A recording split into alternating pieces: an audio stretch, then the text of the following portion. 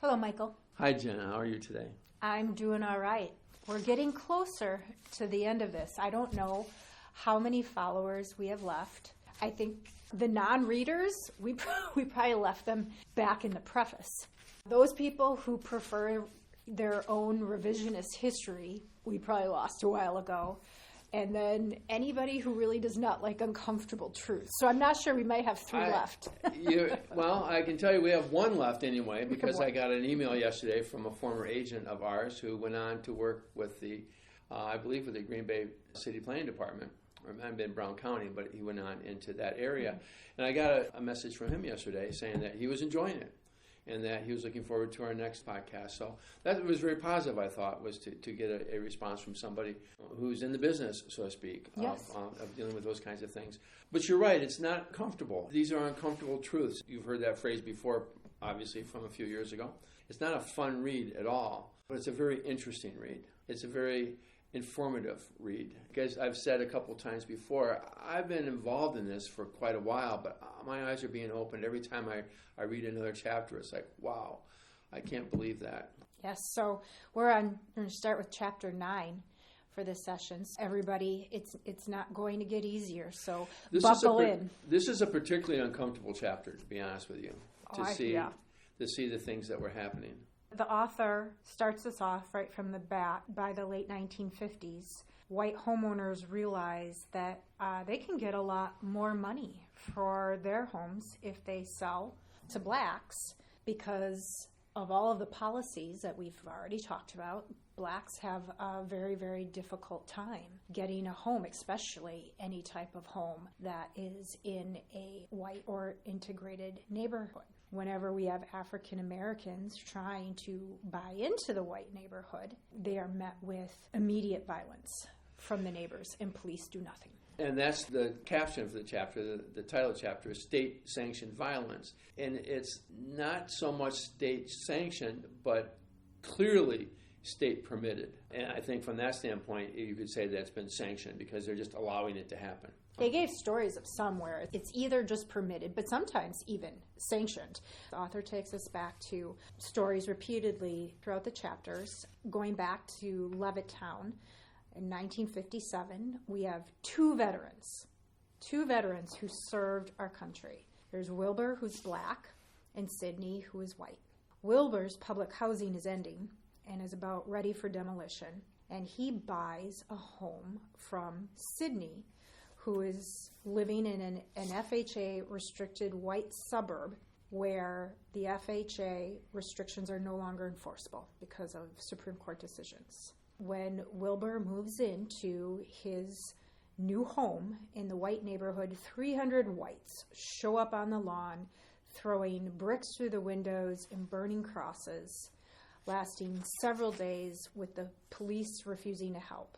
And even when the police eventually show up, the protests went on for months. And then they talk about the Myers family. This is New Jersey. This isn't the Deep South. And again, trying to get me out of my past presumptions of what things look like. Back then, it'd be like, oh, well, if you're in Mississippi. No. This is 1950s New Jersey, World War II vet and a lab tech at an engineering company. He's seeking an engineering degree, and his wife is a college graduate.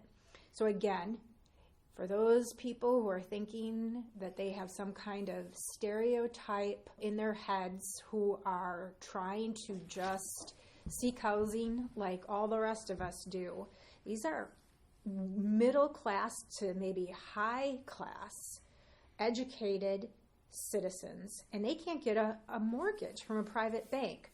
And they eventually get one from a philanthropist. And when they try to move into their home, 600 white demonstrators show up. They even go so far as renting a home next door so that they can constantly make them miserable. The local police won't help, so they end up bringing state troopers. And the state troopers don't even really do anything. For 2 months, the police stand by as rocks are thrown and crosses are burned, and the KKK show up on the scene. The comment that you made earlier about this isn't the Deep South, in fact, all of these places none of them are in the South. No. All of them are. It's Chicago, it's Philadelphia, it's New York, it's New Jersey, it's the West Coast. The stories are repeated again and again where rocks have been thrown through, bricks have been thrown through windows. People fired rifles into their homes. In many cases, people were killed. And ironically, when the grand jury meets finally to prosecute the fomenters of violence and the people who were involved with the brick throwing and the cross burning and the rest of it, they end up indicting the homeowner by moving into the inciting a riot. Inciting a riot by moving into the area. It's your fault. You did this. In the one case, we had a white person who bought the house and then sold it immediately, turned the deed over to the black family. So they prosecuted him as well. They found him guilty, although it was overturned on appeal. Earlier in the chapter, they talked about the fact that they appealed to the governor of California, who was Earl Warren, and also the attorney general, who was Pat Brown. Earl Warren went on to become Chief Justice of the Supreme Court for a long period of time, and then Pat Brown eventually became governor of California. And they both did support this, but they pushed it. It just got dropped. And one of the things I underlined in the book that I thought was interesting is that one sergeant was demoted to patrolman because he objected to orders he had been given not to interfere with the rioters. So that's a good transition. The author in this chapter is raising an important question. Does the failure of police to protect black families from violence and harassment because they dare to move into a white neighborhood constitute government-sponsored or de jure segregation? Absolutely. I don't know how you can find it any other way. Yep. There is the point. It says you can't hold the government accountable, for instance, for some rogue officer. And this applies even today. Today, absolutely. However, if leaders know of racial discrimination, even violence and harassment, and do nothing, then it's no longer a case of rogue actions. But then it becomes state policy that violates 14th Amendment guarantee of due process and equal protection. Absolutely. I totally agree that under these circumstances, this is de jure segregation and violence because, like you said, if you are aware of it and do nothing, even though it's against the law, then you have sanctioned it. Mm-hmm. And, the irony there is it becomes de facto government policy. Yes. So the de facto practice of the police then creates de jure segregation. That's a very good point. One of the things I want to walk us through, just because the author does such a good job of making the case, combining not just really good stories, the storytelling to paint a picture of what this looks like, but then also giving us hard statistics that show that his stories are not just incidental random stories that he's found. We talk about Chicago, 1917 and 1921. There were 58 firebombings of homes in white border areas where African Americans moved in. There were no arrests despite 2 deaths. In fact, they didn't even investigate. The book talks about leading up to one of the nation's worst race riots was set off when a white youth stoned an African American swimmer who had drifted towards a public beach generally understood to be for whites only. The swimmer drowned, and policemen at the scene refused to arrest the attacker. First 5 years after World War II, 357 reported incidents. From mid-1944 to mid-1946, 41 attacks, and 29 are firebombings resulting in 3 deaths. In 1947 alone, 26. This is all Chicago. This is just Chicago. Yeah. 26 arson bombings occurred without any arrests. In 1953, the Chicago Housing Authority now opens up housing to African Americans, resulting in 10 years of mob violence, with sympathy for white rioters on the part of the average policeman being extreme. I'll tell you, this made me very uncomfortable because all of a sudden this thought occurred to me. Holy cow, my uncle, I saw this thing about Cicero that was going on in Cicero. I had this fear all of a sudden. I thought, my uncle, my mother's older brother, he was in World War II and then was in the Korean War. When he came back to the Korean War, which would have been in the early 50s, he became chief of police in a Chicago suburb. And I thought, oh my God, was he chief of police in Cicero? Because they talked about the chief of police doing nothing. So I actually had to last night, I looked up his obituary. And thank God he was chief of police of a different Chicago suburb. But I'll be honest with you, it may not have been any different in his suburb, which was not next to Cicero. It was farther south, down by the Indiana border. However, I remember he used to scare the hell out of me as a kid because he was like a really hard-ass kind of guy. Yeah. And I'm wondering, I wouldn't be surprised at all, to be honest with you, if he had similar situations and handled things similarly in his area. And it really bothered me to think how close to home some of these things hit. Well, yeah, probably, most likely. I mean, just simply looking and going through the book, and it isn't just Chicago, Detroit. The police were actually counted on to stand by Yes. during the bombings and the harassment of these families. In Philly, 1955, the first 6 months, there were 213 violent incidents, ensuring most African Americans would stay in the ghetto. And in Los Angeles, 1950 to 1965, all the things, cross burnings, dynamite bombings, rocks through windows, graffiti. And in 1945, it talks about how an entire family was killed in a bombing. Including the children. I think 2 children. Was there there were 2 over 100 bombings in those years and vandalism and only 1 arrest. When prosecution occurred, because the state attorney general finally took over, because the police claimed they were unable to find anyone to charge. So these are, and again, Michael, these are reported. Think about all the instances that took place where they didn't even bother reporting it, given the reputation that the police would stand by and watch.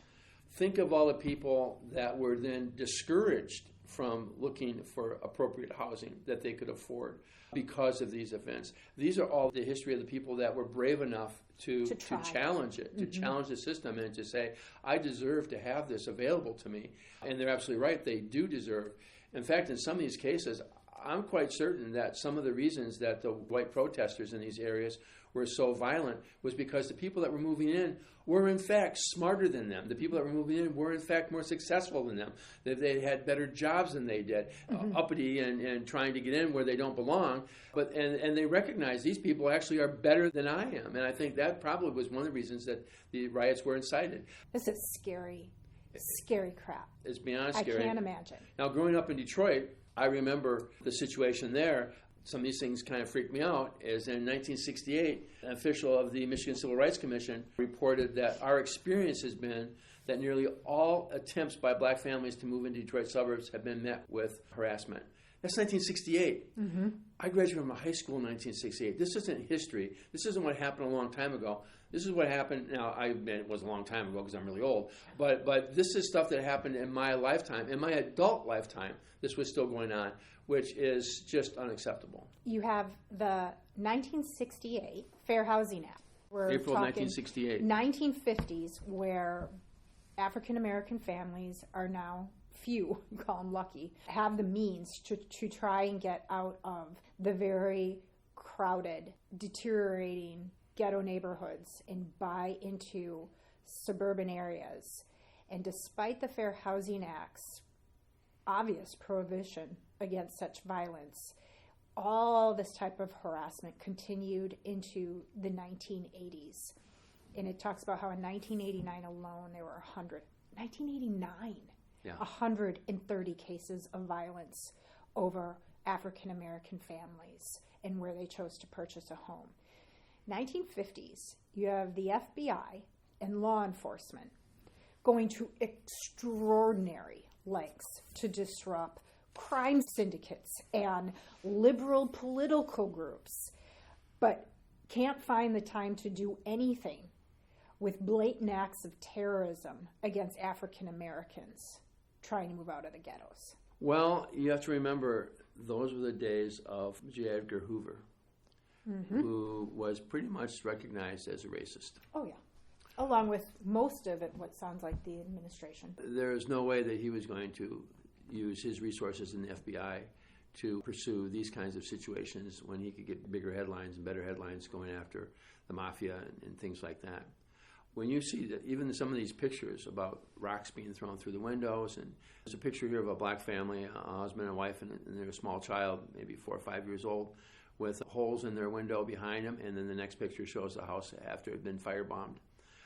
these are people that are just trying to live a life, and they're being totally victimized and terrorized systematically with no follow-up. In fact, like I said, the police were ordered not to interfere.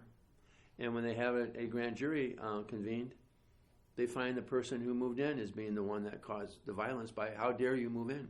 I do want to share a story because I think the stories are important. The author talks about the Marshall family in 1985.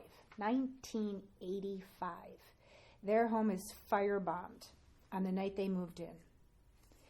There's a subsequent KKK meeting, and the Marshall family ends up suing an officer that's identified as one of the KKK members. And the officer ends up testifying. This made my blood run cold.